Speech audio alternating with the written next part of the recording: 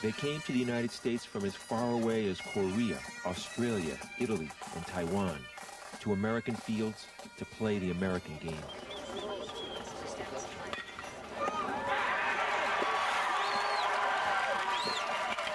But none faced as many obstacles or had to overcome as much as these teenagers from so near yet so far.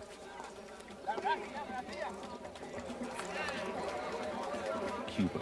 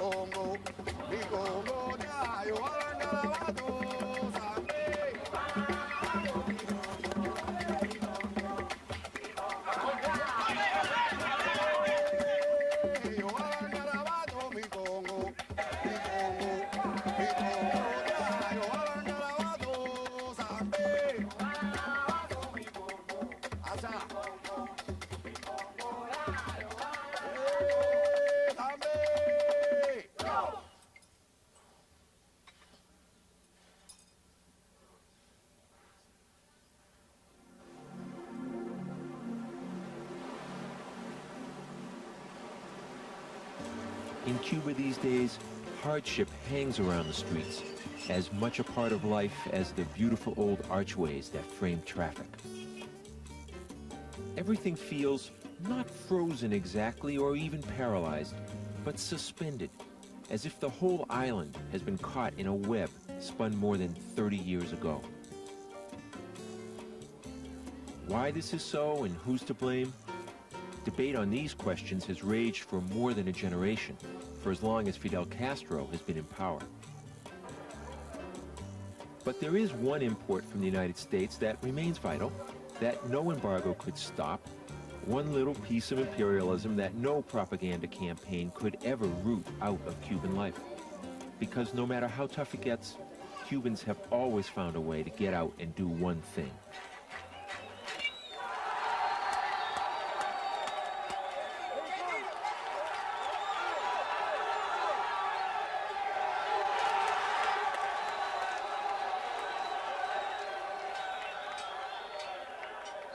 May 1995, a national sports facility in Artemisa, a small town outside Havana.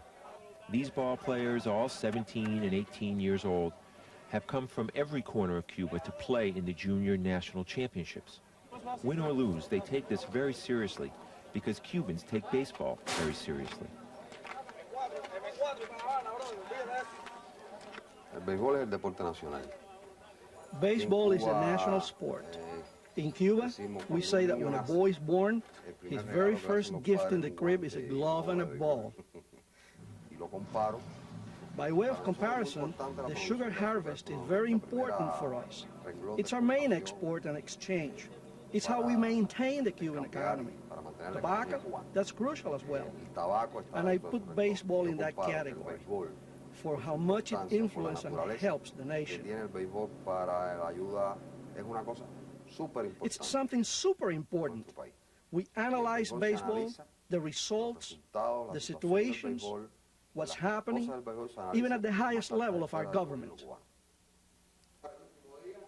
Jose Lopez Alcalde, former university professor, former national trainer, is commissioner of Cuba's junior national baseball program.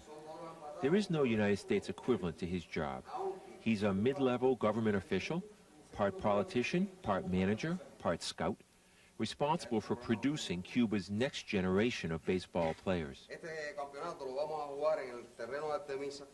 Pepe has organized this tournament where teenagers are pursuing a dream which, as we will soon see, is even bigger than a national championship. For their age, they're the best in Cuba, and that means they're among the best in the world. But why does this little island turn out such a rich crop of ball players every year? It must be because the roots of the sport run so deep.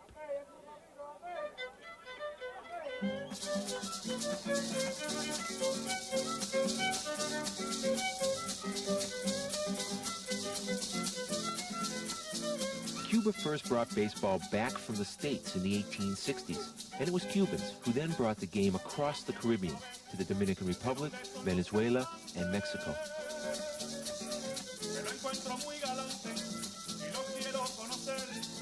A few generations later, everyone in Cuba was playing, including one young pitcher who was drafted by the Washington Senators in the 1950s. If he'd had a better fastball, history could have been very different.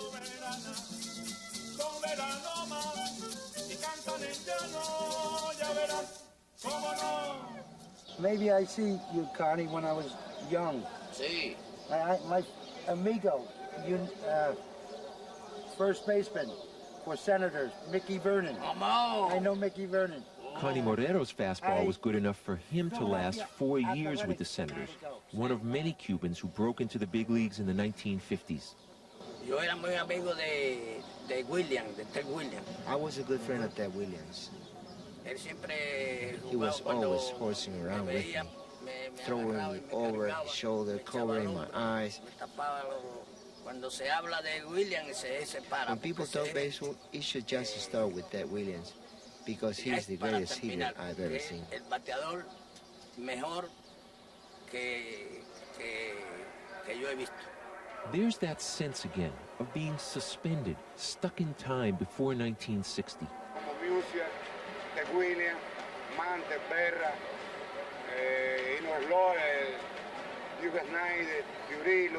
Campanella. The accent's strange, but the names are familiar. And that's how things are in Cuba nearly 40 years after the revolution. In the markets, in the streets, there's a deep cultural connection with North America that runs over and under barriers governments have erected, barriers as much a part of our Cold War history as the Berlin Wall.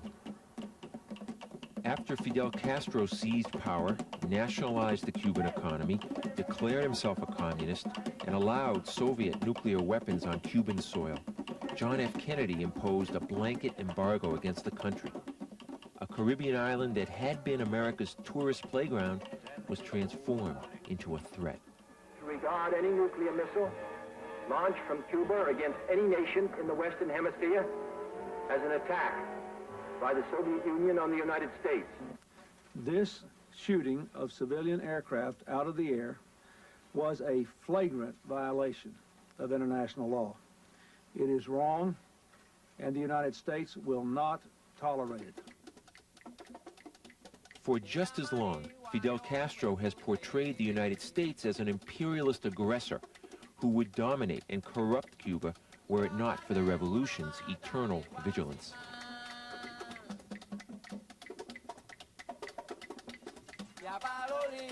Yet the most visible symbolic connection between the countries could not be broken.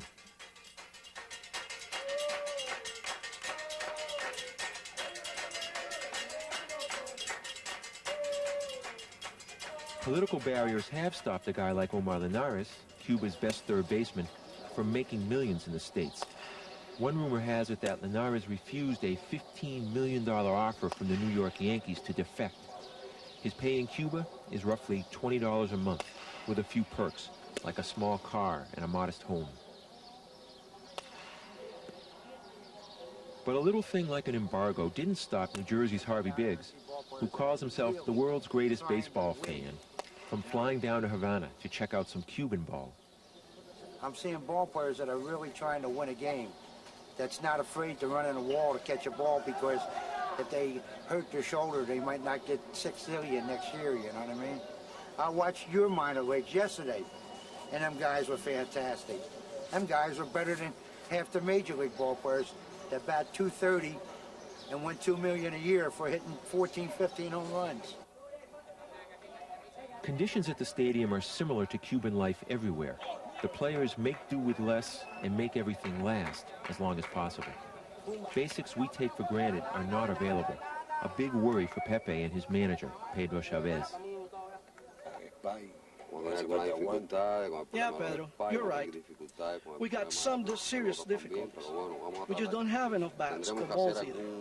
We just have to try to do our best, complete our training, but at the same time, obviously, we don't have all the equipment on hand that we need. A pitcher is duro. The pitcher can really throw hard. He's strong. But look at this glove. It's falling apart.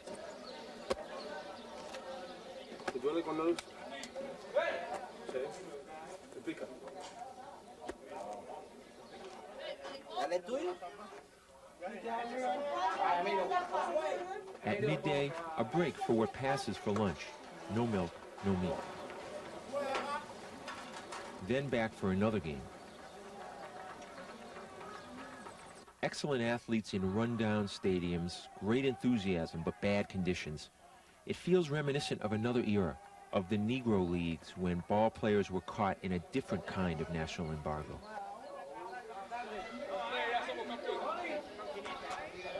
This is the best these kids have. After all, they're playing for the national championship.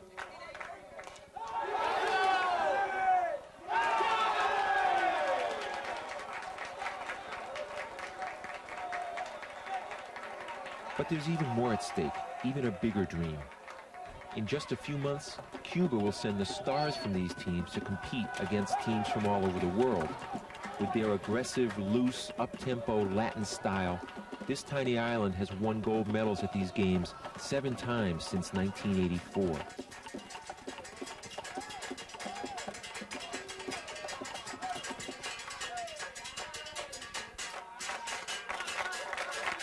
Most of those times, the United States has had to settle for the silver.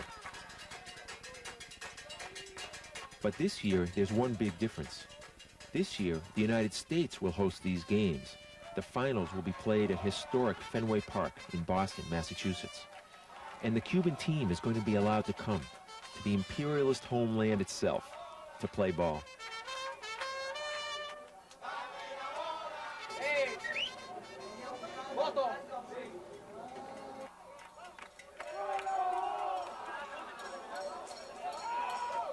In a country where baseball is both a passion and a political statement, this is an important moment.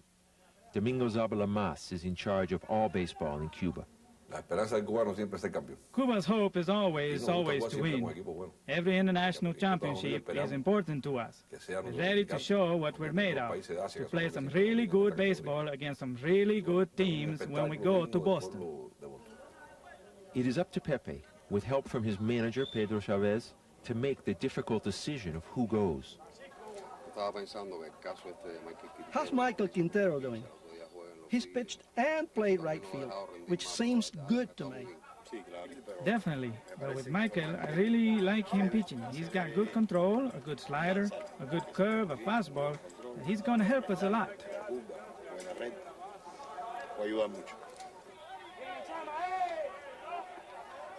Other pitchers, like Ronald Castillo, have been trying just as hard.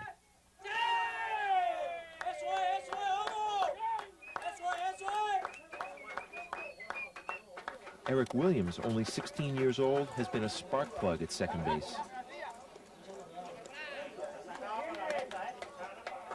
Josue Perez has been great in center field, but he's struggling at the plate.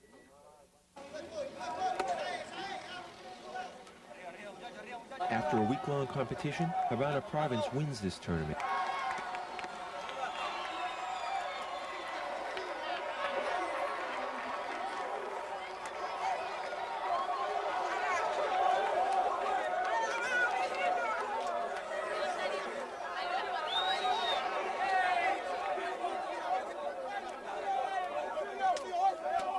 But Pepe is the one who delivers news of the real prize. We feel we can depend on you to come through. And that's why I want to tell you, yes, you've made the team. Now go ahead and put on a serious face. So the news that you're on the team, is that good by you or not? That's great. What do you feel like? I feel like partying. With cake and refreshments? Well, how about a beer? When you have good news for the kids, it's not a problem. Everybody's happy. But when the news is bad, that's a lot tougher. You get to know and care for them. They become almost like a son to you. This is my moment. No one else can break the news. And it's the most difficult thing I do in all my work. I have to tell you, you're not going to be a part of the team. So, do you have any thoughts?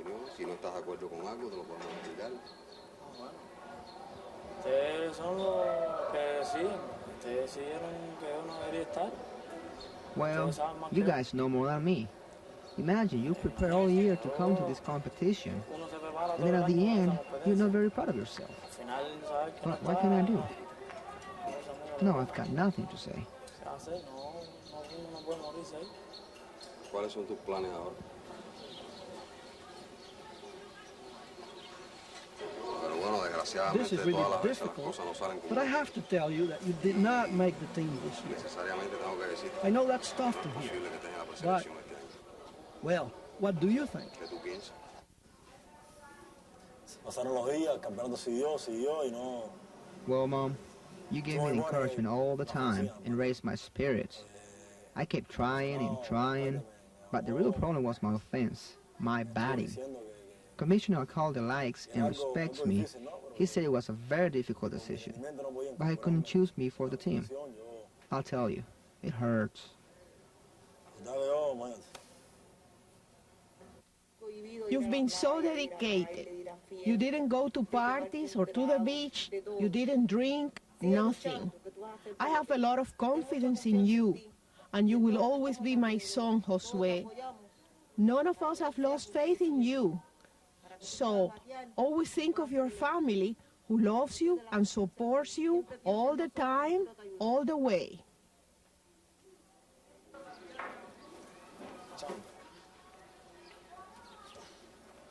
Allá ustedes ven como nosotros vivimos, una familia normal, cubana. You see how we live. We are a normal family, a Cuban family. Through all our difficulties, we keep trying to push ahead and move forward. Eric is very excited about visiting Boston. We talk a lot. Sometimes at night, we lie down and talk, and he says to me, "Mom, I'm going to come back with a gold medal and the title of the best second baseman in the world." El mejor segunda base del mundo. ¿Qué pensamiento tengo yo? El pensamiento que tengo yo es ir a Estados Unidos. What do I think about going to the United States? I want to fight for the colors of my flag. That's what I want. And at the same time, to get to know the country, sure. For me, this is something huge, really great. I have relatives that have traveled to the USA, and it has a power, unlike Cuba, something more intense.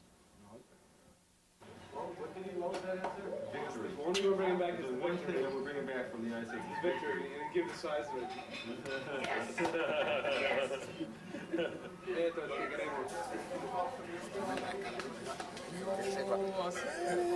Well, well, little brother, it looks like you've gone and made it. And I tell you, you really deserve it. Congratulations.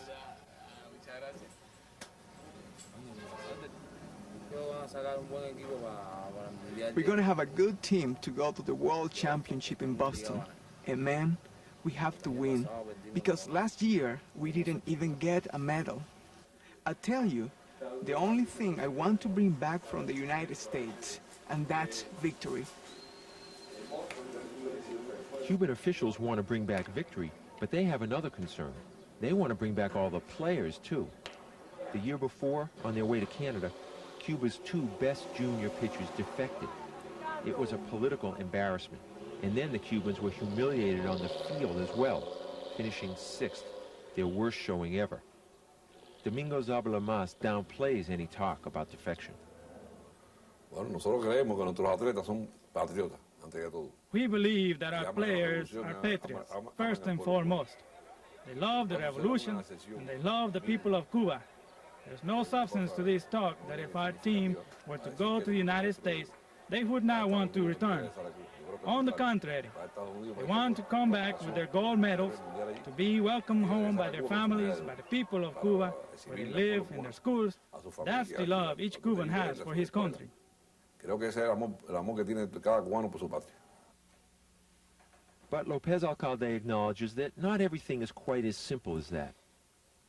Bueno, conocemos en toda la latitud del mundo los problemas existentes en nuestro país. We're all aware of the problems that exist in our country. It's a problem created by some decent people who want to go to another country, and they might take advantage of an opportunity like this one. They travel with a sports team and then defect, remain in another country, never to return to their homeland, Cuba. We worry because we put so much work into something like this, a whole year organizing and preparing a group of athletes. And then, in the end, if we lose 1 or 2 or 3 before we reach the championships, the team's chances have been destroyed.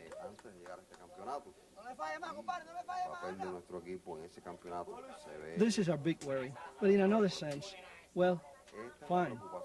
If someone wants to remain in another country and not return to their homeland, look, that's their decision. We're not against that, but it really hurts the team. Pero lo que sí un poco nos duele, lo que explicaba anteriormente.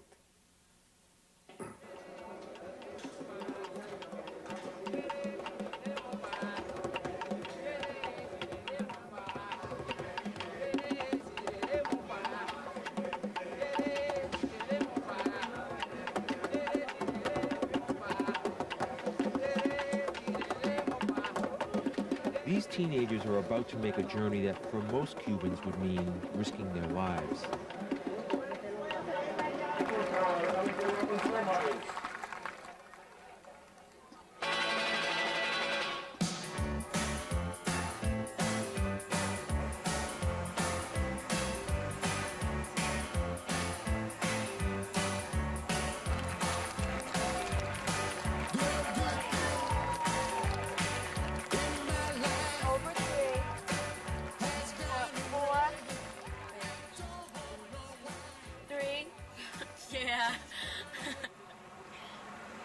The Cubans spent a few weeks in Connecticut getting their bearings, playing a few warm-up games. Then they traveled to Cape Cod on the coast of Massachusetts to play the series to decide who would go to the finals at Boston's Fenway Park. In those first few days, they also made some friends. What is all this stuff? Clothes, some video games, baseball equipment, TVs, audio equipment, things that they just can't get in Cuba. There are many Cubans in the area, and some of them would come to the games and feel for the kids knowing what the situation is down in Cuba. And they have absolutely none of this stuff, and they get a lot of it, and they bring it back for their families, a lot of stuff for family. Y una muchacha que vivía en Habana. A girl who knew me in Havana recognized me. Eric, 7. Huh?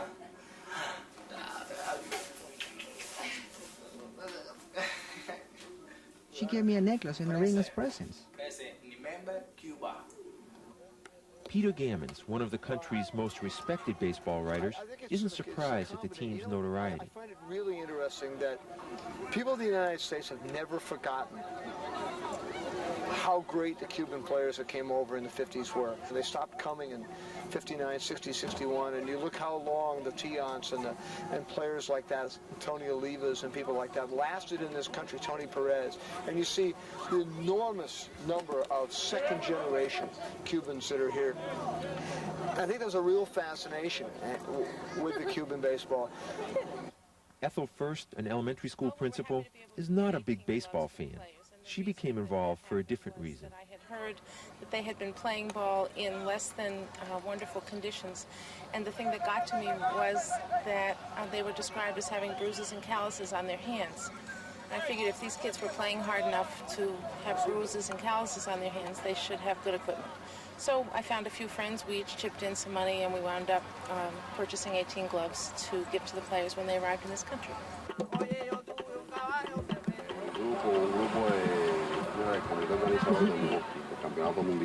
A group from Boston got all of you gloves as a present. Start right away. Break them in. Use them. A partir de hoy ya en la práctica de hoy lo vamos a empezar a usar. Entonces, vamos a empezar. Okay, we'll start with the two catchers. Arias. Here. With a glove like this, you can win a championship. Dani. Esta es la de Dani. Los pitchers ahora. Esto es auténtico.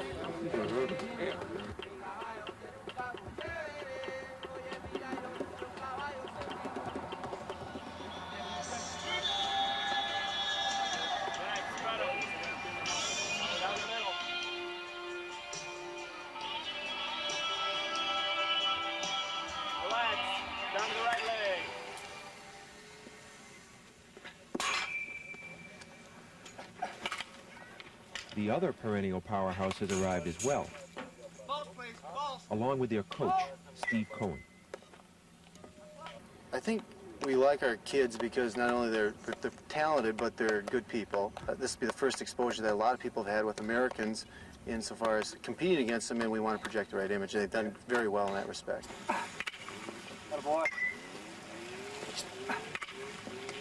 The former head of the U.S. Olympic Committee, Baron Pittenger, is in charge of these games. I think that sport helped bring down the Iron Curtain to a degree.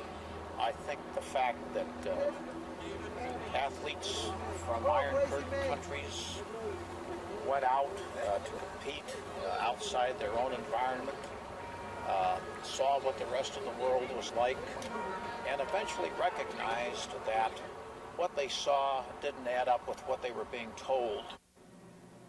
Hola, soy yo, Michael. ¿Cómo está?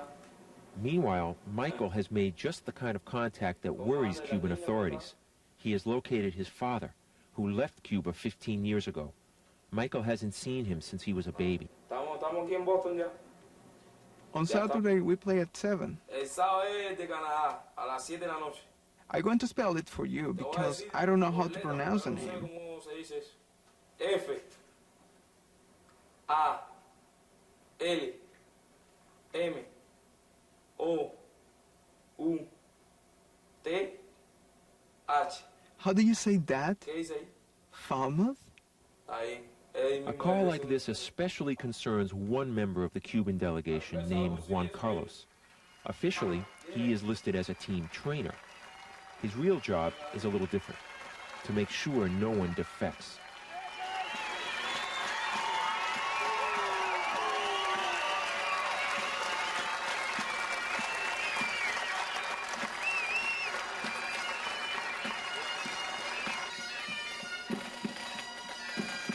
Baseball, as Ken Burns pointed out so articulately, is the only sport that truly reflects the immigration patterns and the true history of this country. Who are the real reflection of the people who are playing baseball? They are Hispanic Americans and they are Asian Americans, and that's where baseball should be reaching out. And when the Cubans continue to come back in the United States, they're just going to be, I think they're going to end up as glorified, more glorified than anyone ever would have realized. I think they are absolutely at the vanguard of where baseball is going to be in the year 2000. The IBA Technical Commission member and responsible for youth baseball in Cuba, Mr. Jose Lopez Alcalde. Pepe has been named to the international delegation that is overseeing this championship, so he won't be able to spend much time day to day with the team. They don't seem to miss him, at least not at first.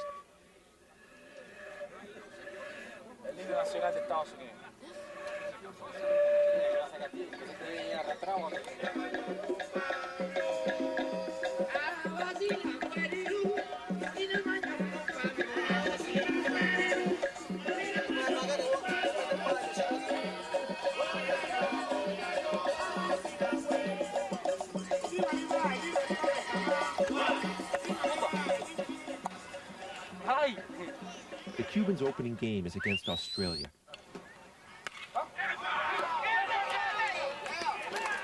Watched by one very interested spectator, the New York Yankees' top scout for Latin American talent, Rudy Santini. They're very well fundamentally sound, and they've got good tools. They're very quick. They've got good arms. You know, a lot of the things with arm is throwing on an early age, and they've been playing baseball since you know, they were able to walk. So they're a very talented group. You see the future of the New York Yankees playing out here today? Well, it's tough to say with the Cubans. You know, as you know, the government doesn't allow them to come and play, and I'm just me coming from Cuba myself at age 9. I'm hoping for the day when you know, a country allows those players to travel. Santini is not alone. Virtually every major league team has sent someone to check out these Cubans. If a team were to sign a kid on this team, they'd have control for 3 or 4 years in the minor leagues and then another 6 years in the major leagues. And they like getting those young kids, and it's easier for them. The cross-culturalization process is a lot easier for a 16, 17, 18-year-old kid than for a 26-year-old. I mean, it's very hard 10 years older to be able to learn another culture. A 16-year-old teenagers can learn any culture. Gammons has sources telling him that there's talk some of the players might defect. Some of it were from people in in Miami who were involved in Cuban baseball. Some were scouts.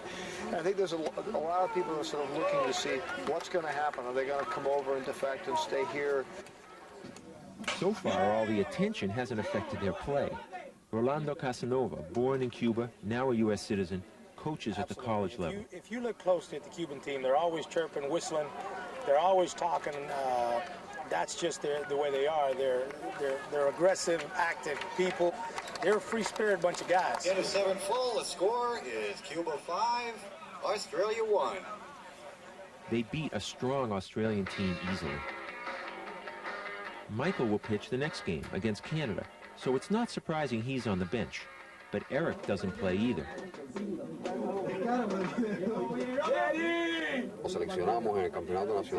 Initially, when we chose him for the national championships, we thought that he was going to do well at this level.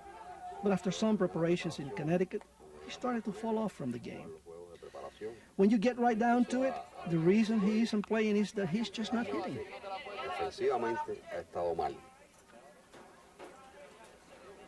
One day later, a new arrival on the scene. Lorenzo Quintero, Michael's father, has driven up from New York. The game was yesterday, and I miss it. But I come in today because my son going to pitch it today. And that's very important, this game today. What do you hope for Michael?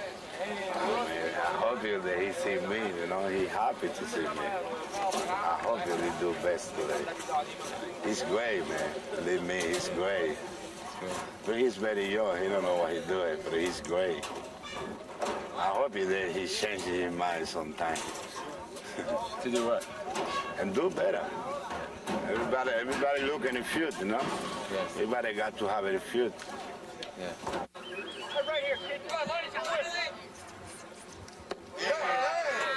It's a tense game. Mike is pitching well, but the Cubans aren't hitting.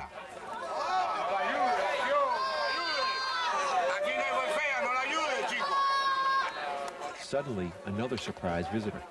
Hansel Izquierda, one of the 2 pitchers who defected from this team last year. Izquierda lives in Florida, yet he's here on Cape Cod, along with his new agent from Chicago, Jaime Torres. Torres prefers to comment on what he's hearing from the Cuban Americans in the crowd, rather than talk about Izquierda. They make some statements, and I can sense from those statements and their conversation that I can hear by sitting next to them, that they are probably, how can I put it, not very favorable towards the current government in Cuba, if you can sense what I'm saying. Correct. I think that you're putting it very, very bluntly, very clearly, that they might be very anti-Castro. Yet, in rooting for the Cuban team and watching this game, they're rooting for the Cuban team. And this probably could be one of those avenues that you could put politics aside and just start a bridge, some some form of getting together, some form of starting talking, starting some conversations, at least along the lines of sports, without talking about politics, and who knows what that can lead into. While the Yankees' Rudy Santini tries to start a dialogue of his own.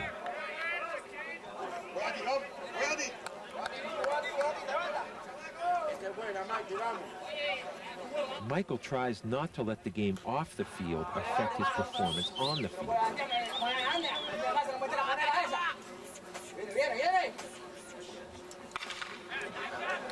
But a couple of Canadian hits and a few Cuban errors combine to bring down the Cubans.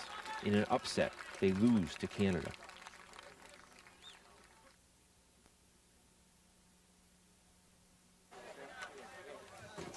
Lorenzo leaves alone for the long drive back to New York. He's hoping to meet Michael again in Boston. Despite this loss, the Cubans still should be among the top 4 teams heading to Fenway Park for the championships. Pepe is more worried about the appearance of last year's defector than Michael's father. Yo personalmente hablé con él porque tuvo una actitud fresca, una actitud ofensiva. I know this boy very well, and he has a bad attitude. He's fresh, he's rude, he's offensive, and now he wants to hang around and talk to his old teammates. He's not doing this on his own initiative. He's being manipulated by someone else, a professional scout.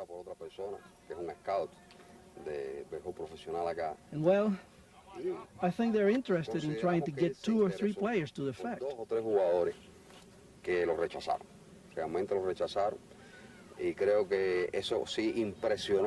upset the team. It's definitely affected them. One of Team Canada's managers, Wally Foots, only knows about what he saw on the field. Well, we were a little disappointed. We thought they'd come out a little stronger. They weren't aggressive at all. It just gave us the impression that they could care less whether they win or lose. Raul Arce is a Cuban journalist traveling with the team. And they are under pressure every day, everywhere, every minute of the day. If they were alone, they will feel more relaxed, of course. Yeah. Suspicious, security conscious, the team's managers clamp down.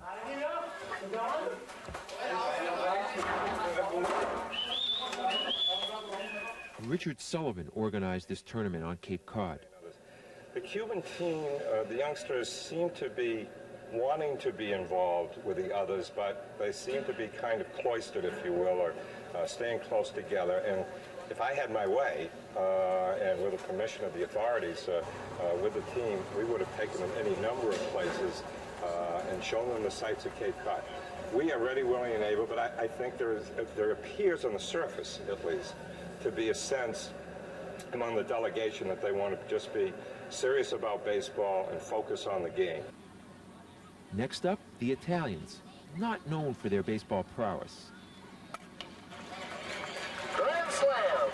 Grand slam.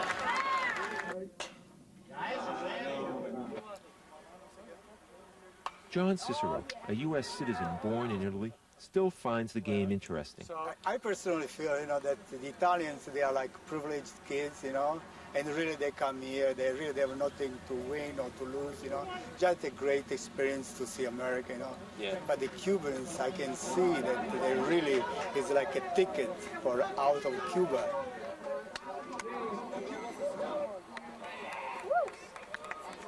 In the rout, Eric finally gets a chance to play, though he's still not hitting. On our way to the 8th inning, it's 11-3. Have some partial scores.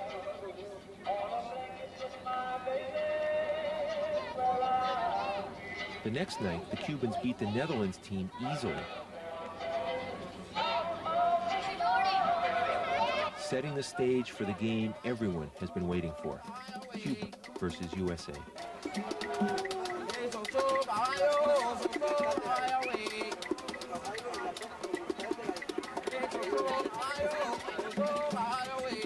Two teams that are really in the hunt right now, 4-0, and they're 3-1, and both wanting to beat each other, and that's what makes the game so great.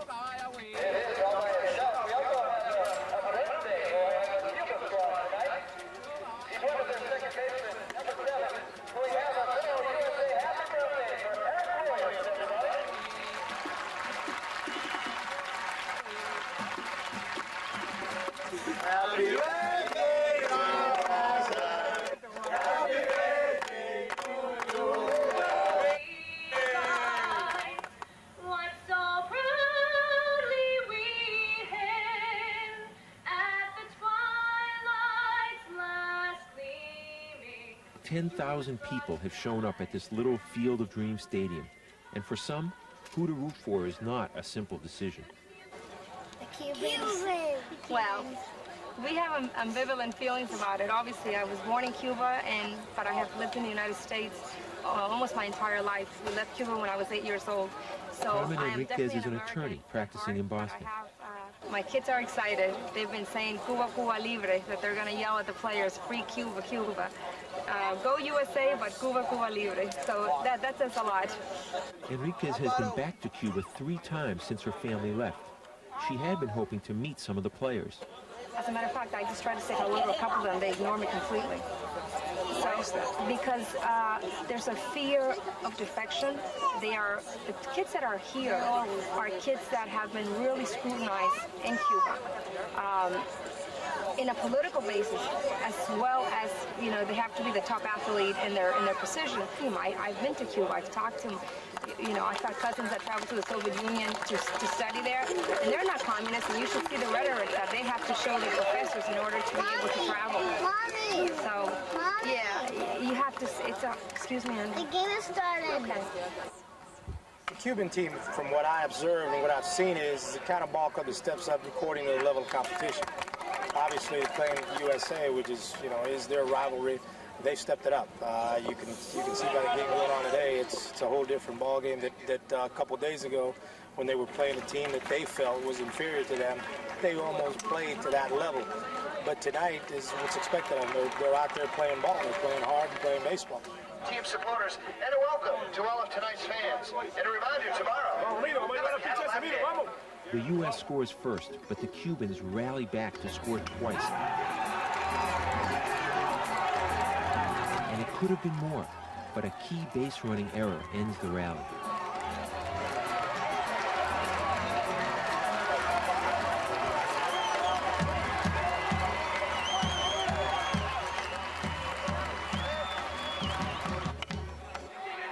An inning later, the U.S. comes back to tie.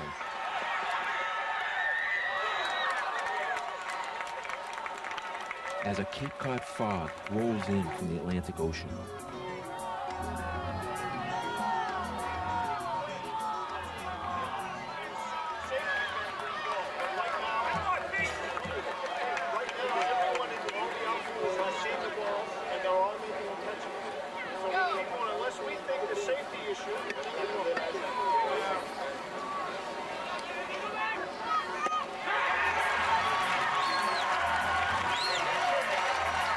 Cuba's pitcher, Yonder Martinez, has thrown 150 pitches, something no American coach would allow.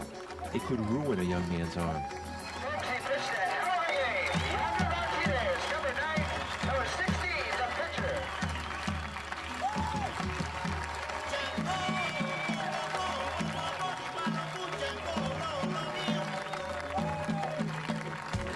And the very next batter, it's a fly ball that's lost in the fog.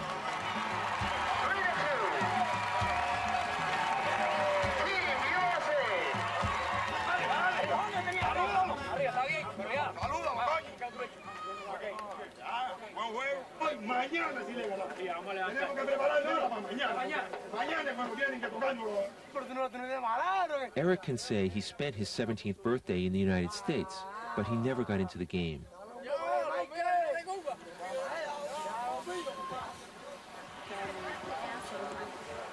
Juan Carlos can say he kept a close eye on his star pitcher.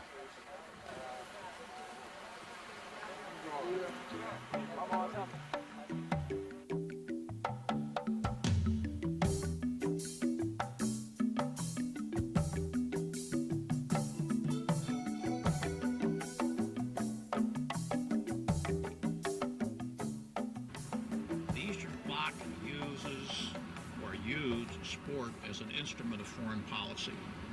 They used it as a glue to keep their societies together. So there is an inherent pressure on the athletes of any communist country to perform at a high level. I think it probably is more difficult for the younger athletes to handle those expectations than it is for a veteran, more mature athlete. For the second straight game, the Cubans lose the lead and the game by 1 run in the last inning. Even so, the team still has a chance to get to Fenway, but they must win their next game. They must beat Taiwan. With Pepe working for the delegation running the tournament, Orlando Gonzalez is in charge of the Cuban team. Realmente, el juego con Estados Unidos se jugó muy bien. Fue un juego tenso, pero se jugó bien. Cualquiera de los dos equipos. Really, the game with the U.S. was played well. A tense, dramatic game. Either team could have won. From that point on, the team has been a little nervous, as you say, under pressure. El equipo cubano, bueno, está contra la pared. Hay que ganar obligatoriamente. And now the team is up against the wall. They have to win. To get fourth place, they have to win today to get to Boston. En primer lugar, el sábado en Boston. Tonight, he's got a good pitcher going. Tonight we have Michael Quintero pitching. He's a friend of yours, right? He's trained hard. He's ready for tonight. It's very important that things go well for us.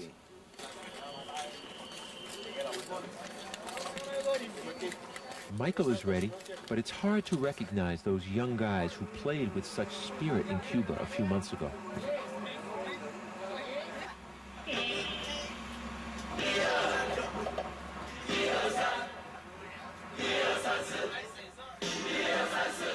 It's the Taiwan team that's loose now.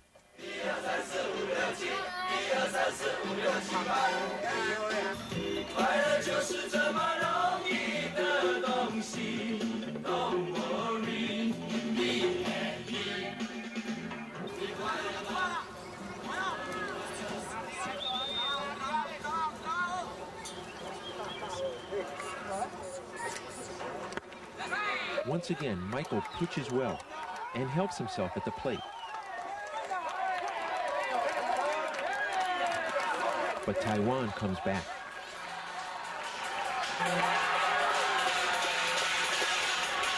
The Cubans do not have the boisterous fans they had at home, but they do try to reach back for some help. They use the beads of Santeria, Cuba's native religion, to try to put some hits in their bats. But it's Taiwan who scores in their half of the ninth inning, and the Cubans cannot respond. For the third game in a row, Cuba loses by 1 run in the last inning.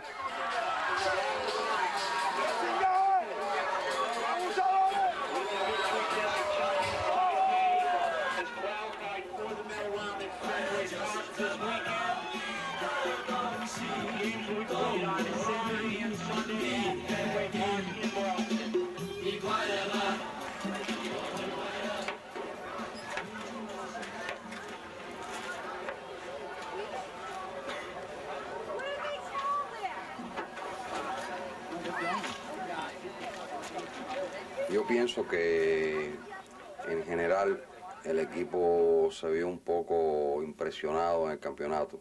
I think in general that the team was a little intimidated, and so they weren't able to overcome all the pressure on them, to rise to the occasion. Todavía para en momentos difíciles, como es un juego de béisbol en un noveno inning. You know, even in the best of circumstances, when it's the ninth inning and you're trailing by 1 run, or the game is tight, it's difficult to relax. Play with confidence, and think only that you're going to win. Pensando siempre que se va a ganar, no que el contrario no puede vencer. To sum it up, Y bueno, just en not general, able to make it happen. En resumen, creo que esto fue lo que sucedió. We fought hard for 3 games, but there was no leadership among the players to inspire us where we really needed it, in the clutch, at the end of the game.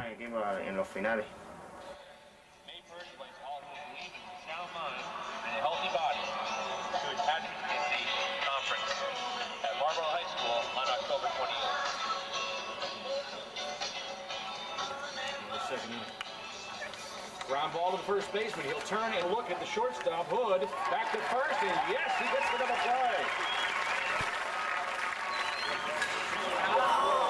The Cubans are in the stands, while the team they beat handily, Australia, is on the field.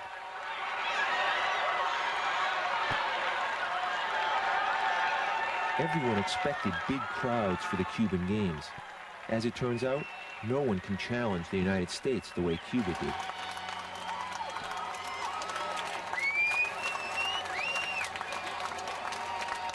Michael's father never made it to Boston. Michael's not talking much about the reunion. There was nothing special, just normal. After 15 years, sure, I was a little excited at first. But after that, everything was just normal. Cool as usual.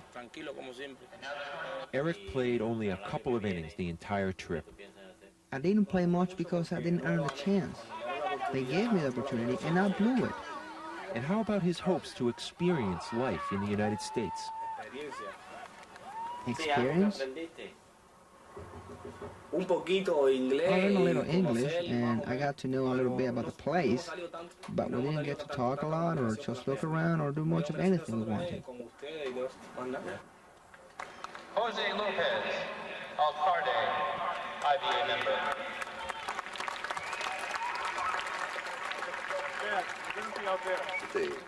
Actually, the worst part is just the bad feeling that we didn't do well. We didn't win. And this is really tough. Of course, everyone in Cuba expected a victory on our part. So, well, it's not going to be good. That a team as good as ours, with our quality, didn't do well in Boston and didn't even make the finals. En la final. Good afternoon, ladies and gentlemen. In just a few minutes, we'll begin boarding Delta's Flight 497, non-stop service to Cincinnati with continuing service to San Diego. It's a Boston game, Monzon game. Well, español. There's a Red Sox is He knows. un team. See? We wish you a lot of luck. Only Juan Carlos can go home knowing for certain that he has succeeded. Every player is on the plane headed home.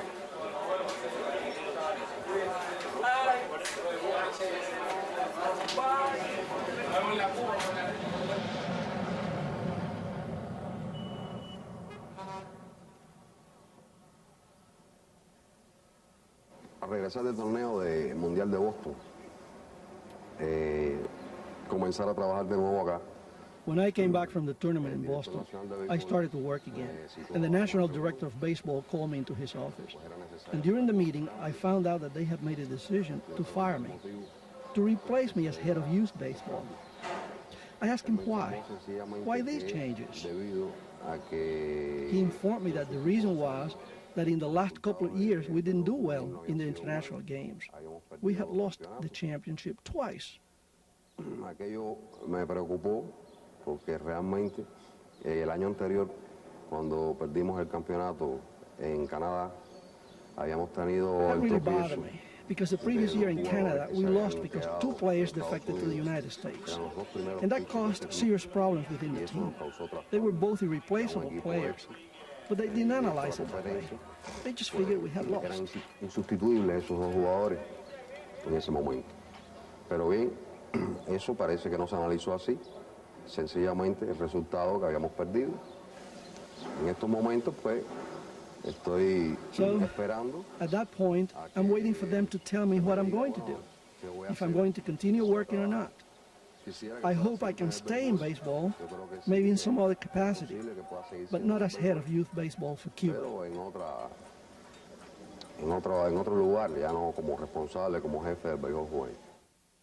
A short time later, Pepe was sent out of the country, exported as one of the many Cubans who teach baseball around the world. His destination? Italy.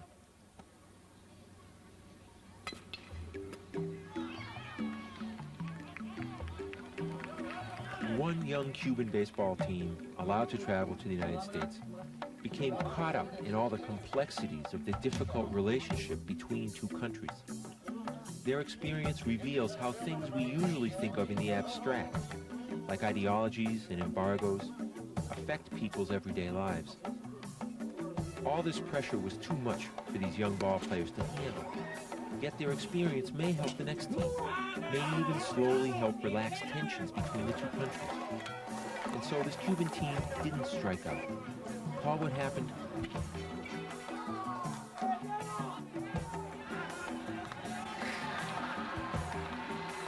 sacrifice flag.